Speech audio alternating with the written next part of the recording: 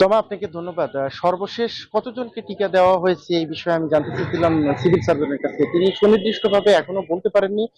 তিনি বলছেন যে তাদের লক্ষ্যমাত্রা যেটি নির্ধারণ করা হয়েছে 2,30,926 জন শিশু যাদের বয়স 6 মাস থেকে 5 বছরের নিচে, অর্থাৎ জেলাব্যাপী জেলার 6 উপজেলার শিশুদেরই কিন্তু আসলে এই টিকা দেওয়া হচ্ছে। তবে এখন পর্যন্ত কতজনকে দেওয়া হয়েছে সেই সুনির্দিষ্ট তথ্য তিনি আমাকে নিশ্চিত করতে পারেননি। তিনি বলছেন যে যেহেতু 2,30,926 জন শিশুকে হামের টিকা দেওয়ার কর্মসূচিতে লক্ষ্যমাত্রা নির্ধারণ করা হয়েছে এবং এর যে সময়সীমা সেটি 20 এপ্রিল থেকে 10 মে পর্যন্ত, এই সময়ের মধ্যেই আসলে তাদের লক্ষ্য পূরণ হবে বলে তিনি নিশ্চিত করছেন। পাশাপাশি তিনি বলছেন যে এই সময়ের মধ্যেই যারা এই টিকাদান কর্মসূচিতে আসলে অংশ নিতে পারবেন না বা টিকা নিতে পারবেন না যেসব বাচ্চা, তাদের অভিভাবকরা কিন্তু আসলে নির্ধারিত যে আসলে বুথ রয়েছে ইপিআই কেন্দ্রের, সেই কেন্দ্রগুলোতে গিয়ে তারা কিন্তু এই টিকা নিতে পারবেন এবং সেটি কিন্তু আরো প্রায় 15 দিন চলমান থাকবে।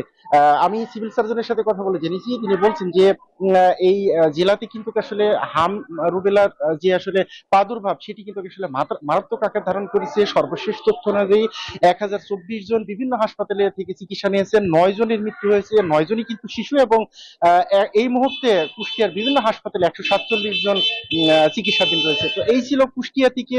ফিরে যাচ্ছি গাজীপুরে, সেখানে অপেক্ষা করছেন আমাদের আরেক সহকর্মী সজীবের কাছ থেকে জানবো গাজীপুরে হাম পরিস্থিতির সর্বশেষ খবর।